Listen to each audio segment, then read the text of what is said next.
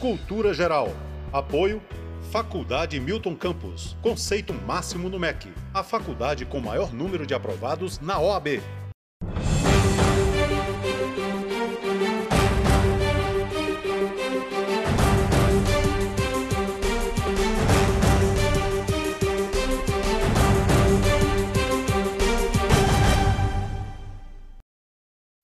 Olá, sejam todos muito bem-vindos aqui ao Cultura Geral. Hoje, mais uma vez, recebendo o Daniel Cerqueira. A gente precisa só pensar um pouco mais no valor que a gente tem dado para as nossas instituições, né? Pensar na segurança jurídica. Eu estava até ouvindo agora, antes de vir aqui, a gente vai entrar um pouco nesse assunto, uma entrevista do ex-ministro da Fazenda, Delfim Neto, e ele estava falando exatamente do STF e que pese essa divisão, né, de dois grupos dentro do STF, né? Então a gente precisa tratar desses assuntos aqui, tratar disso com muita responsabilidade, com muita clareza, para que as instituições brasileiras sejam instituições cada vez mais fortes e com espaço de diálogo aberto como esse. Sejam todos, mais uma vez, muito bem-vindos aqui ao Cultura Geral. E a gente está recebendo mais uma vez o Daniel Cerqueira, né, para a gente poder tratar desse assunto. Eu acho que é muito importante. Daniel, seja muito bem-vindo mais uma vez. Antes de voltar para Washington, né, dessa colaboração para a sociedade brasileira, eu acho que é muito importante a gente dialogar e fazer desse diálogo uma construção mesmo social, né? Com certeza, Betão, sempre um prazer. Ô Daniel, eu estava ouvindo, como eu falei aqui na abertura, uma entrevista pouco antes de eu vir para cá, no painel da Globo News. E lá estava se discutindo, e teve uma fala do ministro do STF, que fala de uma certa insegurança jurídica porque o STF precisa aprender a ser o STF, de novo aprender a ser o STF, aquele que dá segurança efetiva para as garantias constitucionais e que faça com que o investidor tenha segurança jurídica para poder investir no Brasil. Passa por aí mesmo, essa coisa institucionalizada, passa por aí essa segurança jurídica que a gente precisa, que os investidores também precisam fora do Brasil, passar essa imagem lá para fora é muito importante, né? Betão, acho que sim, a própria definição do Estado de Direito ela passa mais pelas instituições que pelas pessoas. Eu lembro ano passado, em plena campanha eleitoral, esses memes que saem hoje em dia cada vez mais massivos em rede social, no WhatsApp em particular, uma defesa de uma fala de um ex-imperador alemão, o Otto von Bismarck, e ele falava que um Estado com leis e instituições perfeitas, mas com as pessoas equivocadas, não funciona. E um Estado com leis e instituições imperfeitas e as pessoas certas, funciona. Eu estou totalmente em desacordo com essa frase. É uma frase de uma pessoa claramente que não vem de uma formação apegada ao Estado de Direito, né? O desafio grande que a gente está tendo no Brasil hoje em dia, justamente para enfrentar esse excesso de pessoalismo ou de desprezo, eu acho, pelas regras jurídicas pré-acordadas numa Constituição, em leis aprovadas pelo Congresso, passa por ter um poder judiciário efetivo. Em qualquer Estado de Direito, desde uma definição organicista de Montesquieu, dos pensadores do Iluminismo, né, o poder judiciário sempre teve um papel muito importante, porque ele é quem diz o que é o direito, né? A palavra jurisdição vem precisamente do latim jurisdictio, né? Dizer o direito é essencialmente tirar, digamos, o aspecto mais emotivo de discussões típicas de um espaço deliberativo, onde a maioria, né, toma decisões, e ser uma discussão mais objetiva, o que o direito diz nesse tipo de situação, independentemente das, digamos, contendas ou conflitos mais de ordem político-emotivo, né? Ô Daniel, existe um risco democrático? A gente está vivendo um risco democrático atual? Assim, a América Latina ela passa por uma transformação de contexto de poder, seja ele um contexto mais conservador ou menos conservador, mas ele mais autoritário, mais autocrático? Voltando à discussão, inclusive, do Estado de Direito, né? Se a gente pega os grandes pensadores do final do século XVIII, começo do século XIX, a definição do Estado de Direito nessa época ela estava muito atrelada ao fim ou à superação do feudalismo e a instalação de um que se chamava nesse momento de um princípio ou uma filosofia republicana, né? Não um republicanismo em comparação ao Ronald Reagan, o republicanismo do Partido Republicano Americano. Quem vinha dessa base republicanista era precisamente o Hegel, Rousseau, o próprio Marx, de alguma maneira, né, pensadores de direita ou esquerda liberal nesse momento, o que eles pugnavam era precisamente a superação de um Estado dependente da religião, dependente de uma lógica monárquica, familiar, e a instalação de um Estado onde as instituições elas têm, de alguma maneira, uma condução do destino dessa nação. Né? Hoje em dia, o que a gente está vendo em muitos países, que são governados pela esquerda ou pela direita, de maneira até indistinta, né? Esse pessoalismo no qual o líder ele se auto-qualifica como representante último da nação. Né?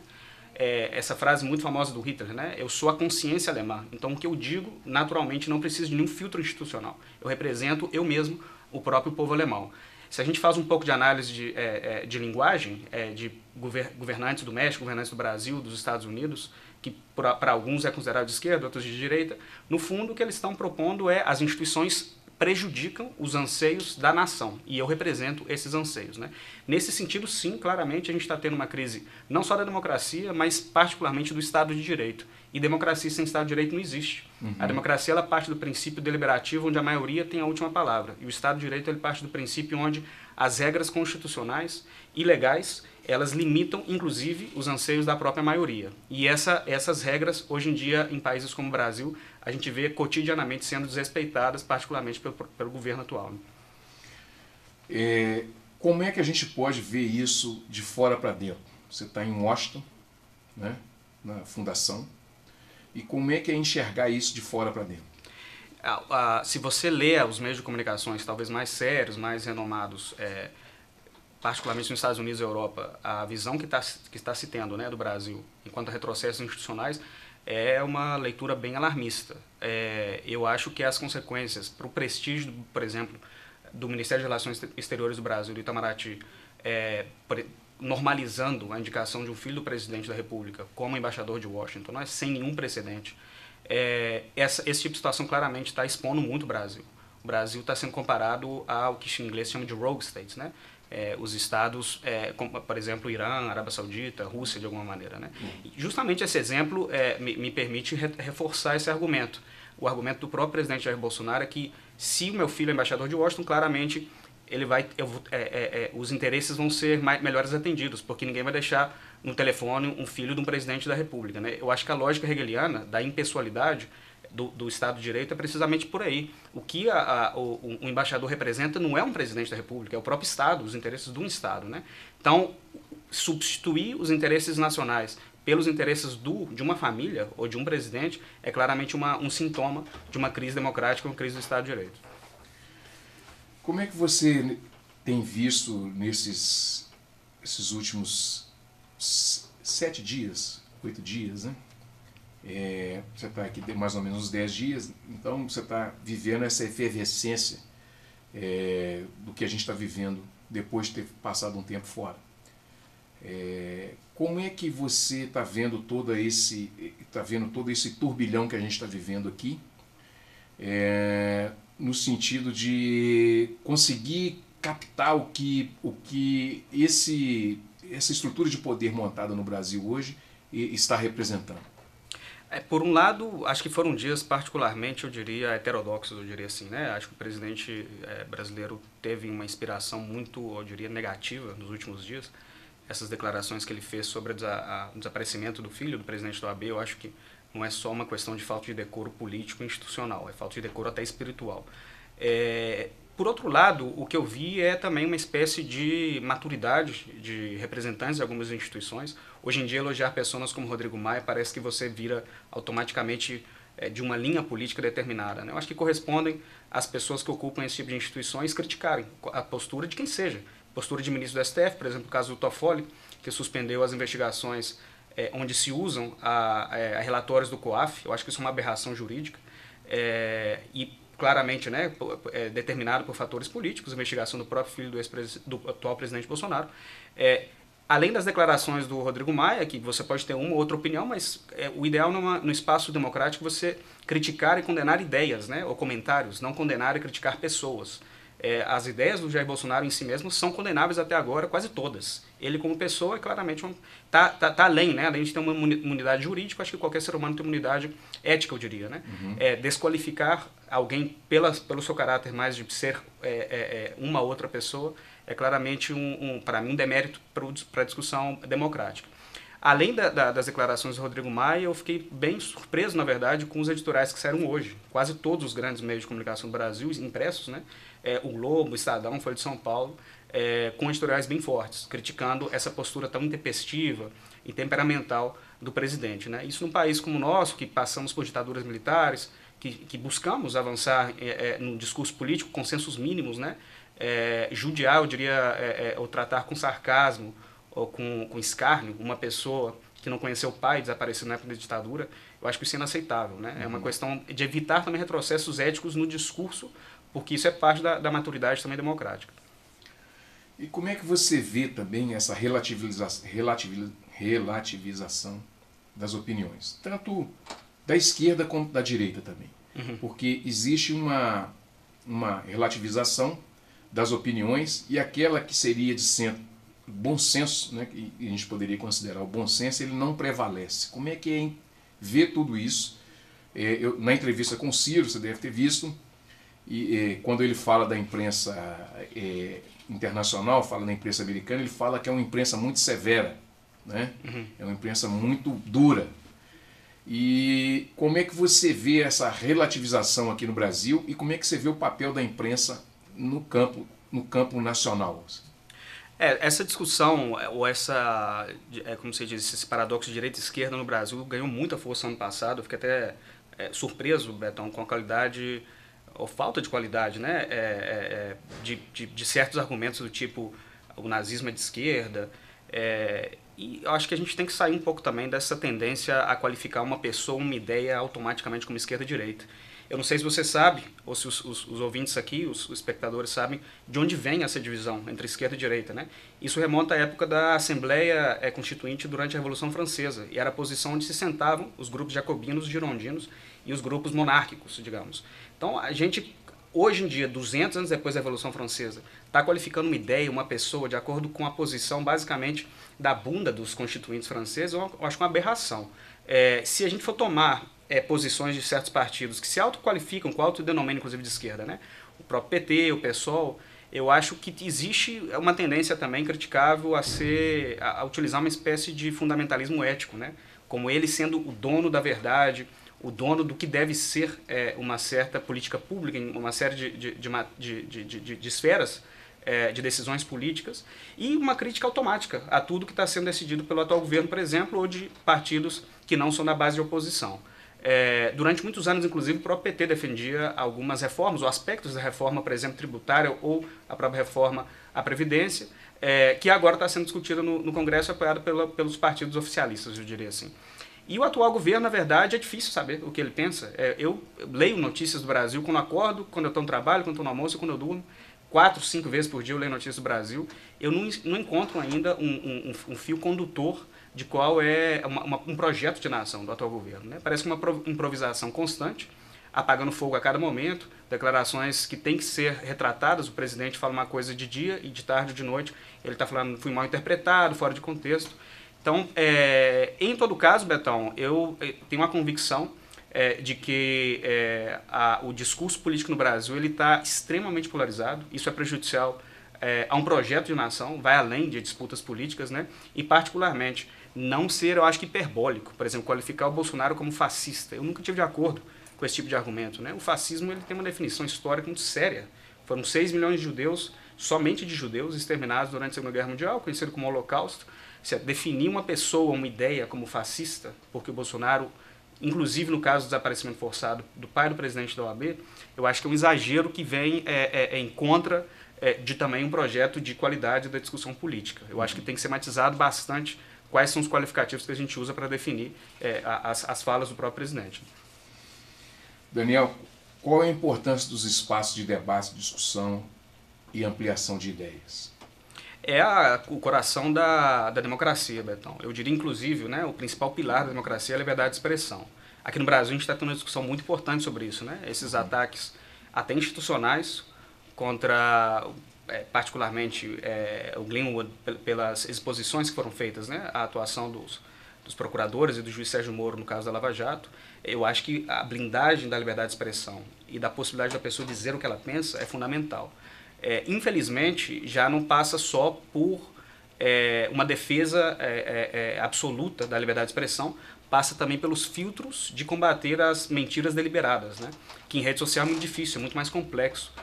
A primeira eleição que muitos analistas consideram que foram decididas pela rede social de um país grande, né, uma democracia constituída, foi a dos Estados Unidos. Se você vê a utilização de meios de comunicação em eleições passadas, nos Estados Unidos em particular, o JFK, o Kennedy, ele ganhou as eleições na década de 60 através da televisão, e antes dele, o Franklin Delano Roosevelt ganhou através do rádio. Com a rede social, já não existe um compromisso prévio com a verdade, com a qualidade do debate. Você utiliza automaticamente a rede social de maneira massiva para colocar no debate público uma série de mentiras ou notícias parcialmente verdadeiras, o que seja, mas com uma estratégia muito efetiva, né? No Brasil, ano passado, isso foi fundamental. Então, eu acho que o espaço de debate ele é fundamental, como esse, né? Que, em geral, participam pessoas com discussões mais técnicas. E o ideal é que também, em rede social, existe um certo cuidado, né? De evitar esses tipos de mensagens massivas que apelam ao aspecto emotivo, sem nenhuma consideração por argumentos técnicos, em discussões que muitas vezes são fundamentais, discussões de políticas públicas, por exemplo, né? Existem ciências, já seja ciências da área jurídica, ou muitas vezes inclusive de áreas médicas, que já não tem voz nesse tipo de discussão. Discutir maioridade penal no Brasil, ou discutir liberalização do porte de armas, né? Onde está a voz dos criminólogos nessa discussão, das pessoas que se dedicam a isso, né? Qualquer pessoa vira um especialista, de alguma maneira, né? Nos Estados Unidos tem muito espaço de debate nesse nível. Você acha que o futuro, ou a ideia de fazer programas como esse, é o caminho para a gente manter a democracia viva? Eu espero que seja, Betão. Gostaria de ter uma bola de cristal para saber como que vai ser a qualidade do debate daqui a 50 anos. O que tem se visto em outros países, inclusive democracias sólidas, na Europa, por exemplo, é o crescimento de projetos políticos, eu não quero nem qualificar de esquerda e de direita, mas enraizados numa estratégia de uso massivo de rede social e apelando muitas vezes à emoção, né? Muitas vezes pessoas que foram atingidas de alguma maneira por projetos econômicos que afetaram direitos sociais, direito ao trabalho, muitas vezes elas votam com um certo desespero, né? Até por uma questão eu diria, de situação particular, que elas identificam os partidos tradicionais como grande culpado da situação própria, e esses discursos facilistas, né, apelativos à emoção, com a expulsão ou deportação dos imigrantes, os trabalhos vão voltar, na prática não tem sido o que ocorreu. Nos Estados Unidos existe uma expressão muito comum que se fala Red Blue States. O Red é o Partido Republicano, né, os estados vermelhos, e os Blue States, os estados azuis, são os partidos democratas. E existem swing states, que às vezes votam por um partido ou por outro, né? Todo swing state onde o Donald Trump ganhou, os índices de desenvolvimento econômico, de acesso ao trabalho pioraram.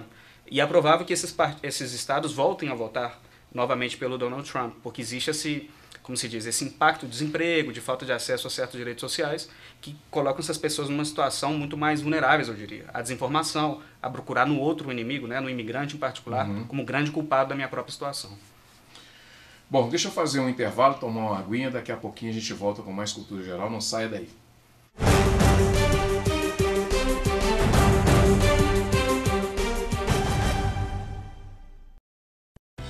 Cultura Geral. Apoio Faculdade Milton Campos. Conceito máximo no MEC. A faculdade com maior número de aprovados na OAB.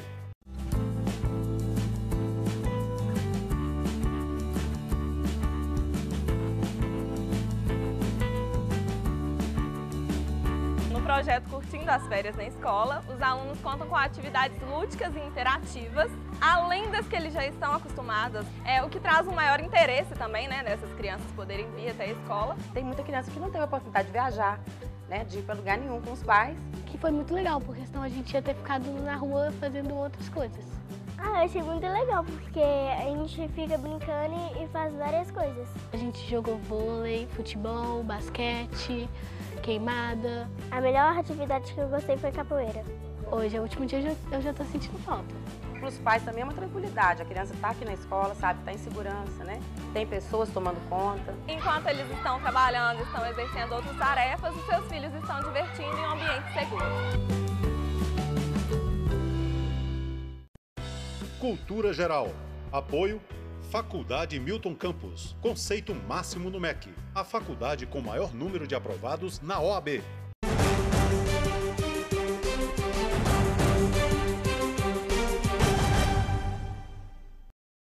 Bom, de volta com a Cultura Geral. Daniel, deixa eu te perguntar uma coisa. Uma mesma pergunta que eu tenho feito esses dias. Com essa deturpação da informação, tudo vira uma verdade absoluta para cada pessoa. A gente está vivendo um limite entre ficção e realidade? Eu acho que sim, Betão. A defesa necessária da liberdade de expressão num Estado de direito, mais que um Estado democrático, né? Se a gente pegar pensadores iluministas novamente, né? Tem um livro bastante interessante chamado Liberty, que ele explica como existem certos direitos que eles são, chama de autorreferencial, em inglês chama self-regarding, e outros que são other-regarding, né? Que afeta ou atinge a outras pessoas. O Stuart Mill, autor desse livro, ele dizia que a liberdade de expressão ele é um típico direito fundamental que ele é other-regarding, porque o que eu falo pode atingir outra pessoa. Ele não é como, por exemplo, a liberdade de religião, que afeta só a mim, ao meu credo, né? No entanto, ele defendia a defesa da liberdade de expressão, era fundamental para ele, porque era um meio para alcançar a verdade. O Stuart Mill, além de liberal, ele utilizava muito da corrente utilitarista, né? Utilitária. Então, dentro dessa corrente utilitária, sempre existe essa questão de buscar uma determinada finalidade e os meios são instrumentais. Hoje em dia, a busca da verdade deixou de existir um compromisso prévio, particularmente na discussão pública ou política, né?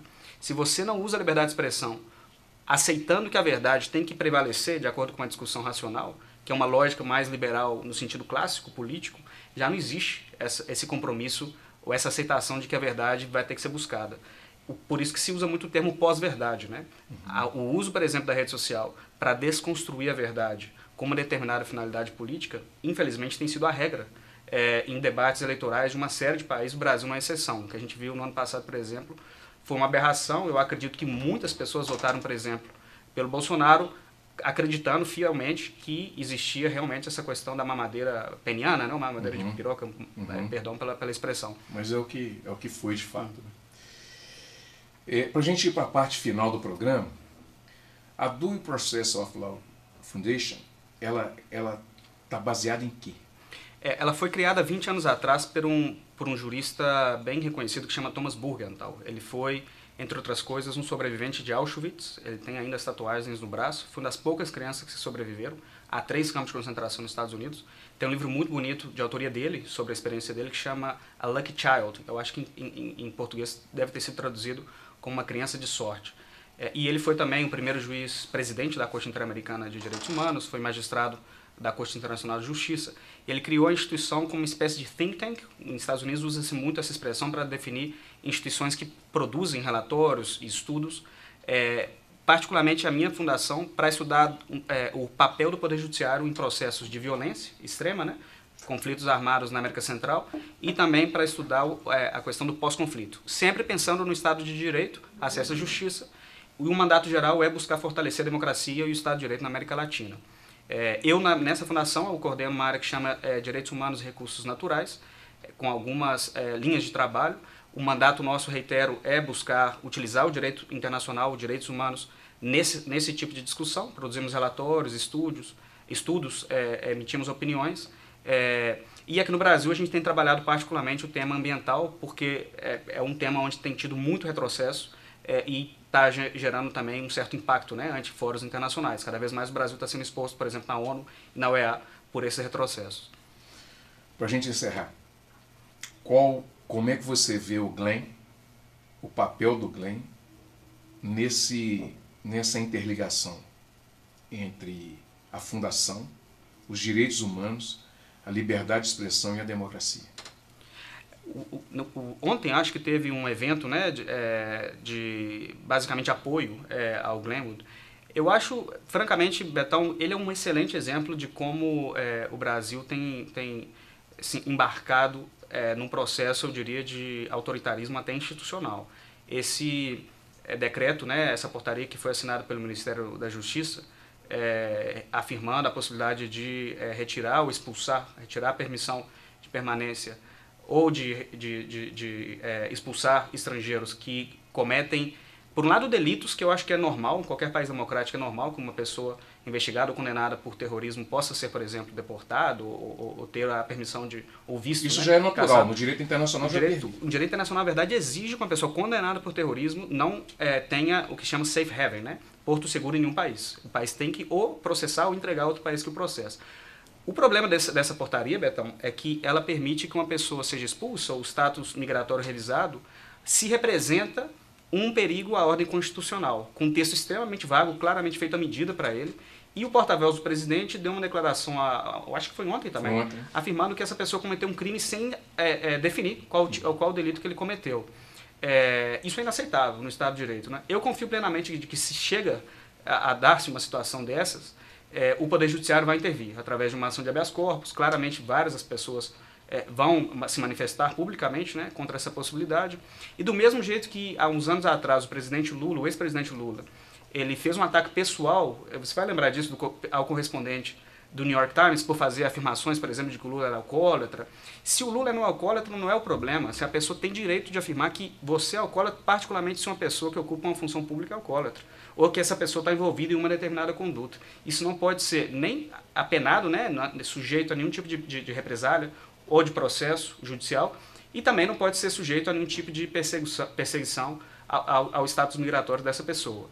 O Glenn, eu espero que ele fique no Brasil, sinceramente. Eu posso estar de acordo ou não com o ativismo político que ele faz, mas o direito à liberdade de expressão que ele tem, inclusive sendo estrangeiro, isso está reconhecido na própria Constituição brasileira, e isso não pode ser desconhecido. Democracia vai prevalecer? Eu acredito fielmente que sim, voltando ao Hegel, né? O Hegel ele tinha essa definição da humanidade como que chegando em algum momento a um espírito absoluto. E a ideia do Hegel de espírito absoluto, por um lado, era o conhecimento evolutivo e, por outro, uma evolução ética também, né? Um grande tratadista da ética, o que se chama ideologia alemã. Eu espero que sim, Betão, porque se a gente não acredita fielmente na evolução da democracia, eu acho que é o que em espanhol que se diz só sobra, né? Uma descrença num próprio projeto de humanidade, que vai além de um projeto político, um projeto de coesão nacional. Ou a gente aposta pela democracia ou a gente volta na época da barbárie, né? Já me deram um toque, o programa já acabou, mas eu não podia deixar de perguntar como é que você vê um espaço que é bem produzido aqui pelo Alessandro, pelo Eli, pelo Fred, o Gessé que está aqui nos bastidores, como é que você vê esse espaço de uma televisão que tenta levar até as pessoas uma informação com qualidade, mesmo sabendo que a gente tem algumas dificuldades, né, porque é normal, a gente não está numa grande centro e não é uma grande emissora, mas como é que você vê esse espaço democrático de debate? Eu acho que é um espaço que permite retirar o prefixo dessa palavra tão detestável que é a pós-verdade. A gente tem que ficar com a verdade, porque é necessária não só para uma discussão, uma qualidade de uma discussão política, Betão. É necessário para uma emancipação pessoal também. Uma pessoa que atua sem a busca da verdade, ela é uma pessoa que está atuando em sentido estrito contra os postulados éticos de qualquer religião monoteísta e também de uma necessidade de convivência social.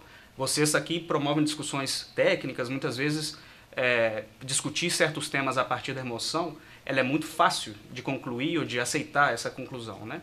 Agora, se você senta aqui com pessoas que têm um conhecimento técnico e expõe ao público de maneira democrática, aberta a essa provocação que você faz, eu acho que isso está faltando, sinceramente, na discussão em geral no Brasil. Discussão entre amigos, entre família e particularmente na discussão política, né? Muito bem. Gente, chegamos ao final do programa Cultura Geral. Um grande abraço e amanhã estaremos de volta com mais um programa. Um grande abraço e até amanhã, se Deus quiser.